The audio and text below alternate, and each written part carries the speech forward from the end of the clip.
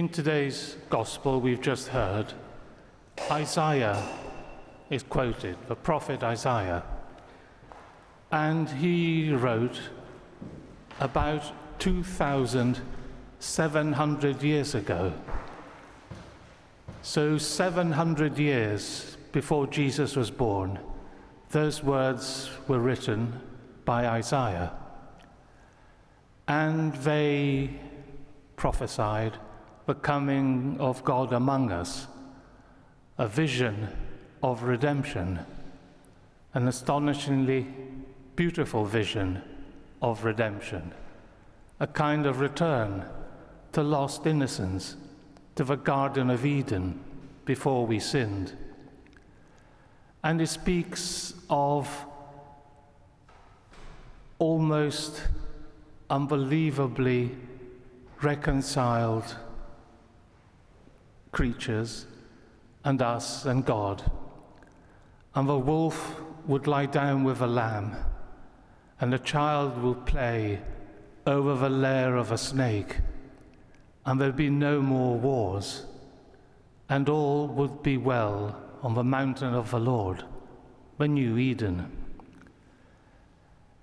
And in some ways, as we prepare for Christmas, that kind of wondrous, sparkling image of perfection, we still try to imitate.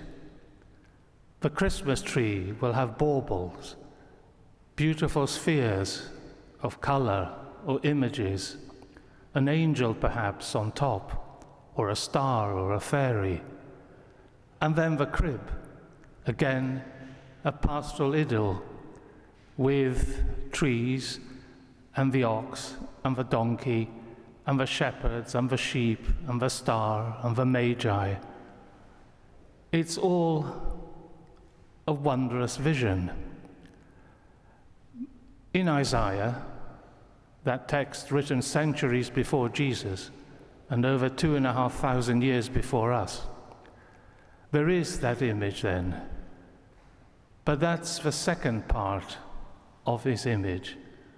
The first part has to do with repentance, with conversion. And in that text, words on paper, that the words about repentance come before the shimmer of perfection, brings us to the real life, as in today's gospel, of John the Baptist coming before Jesus, who inaugurates the kingdom of peace and perfection, and the restoration of all the harmony that's been lost. So as the text about conversion comes before the text about perfection, so in our lives, and perhaps some of us have lists of things to do before Christmas, preparations. Well, it should include something to do with turning back to the Lord. And how do we do that practically? Or do we just pursue the mirage, the shimmer of perfection? As the Christmas cards perhaps mount on our mantelpieces and hang from string, all those images of gold and wonder and angels. Is it just a mirage, or can it be lived out? And that's what Advent is. It's a school. It's teaching us how to live it out. Not to abandon the vision of innocence restored, or the peaceable kingdom, but how to reach it with God's grace. As always in these religious matters, it's best to start from our ordinary everyday experience and then see how that prepares us for God's revelation. So you're meeting someone and you chat and you have a conversation. Then someone else comes and joins in. Immediately, your conversation changes. Not only do you have to bring in the newcomer and listen to her or him, but what you were saying before they came in changes. And so it is with our Christmas, with our Advent. Unless John the Baptist comes, our meeting with Christ won't be the same.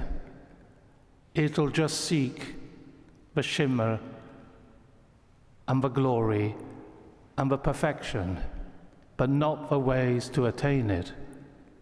And it's been spiritual wisdom for centuries that we need purification before we can be united to God.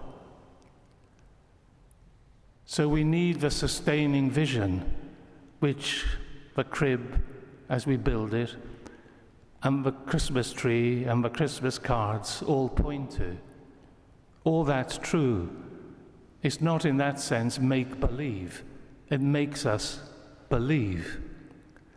But no meeting with Jesus at Christmas will be complete unless John the Baptist comes among us and walks with us and calls us to turn back towards the Lord.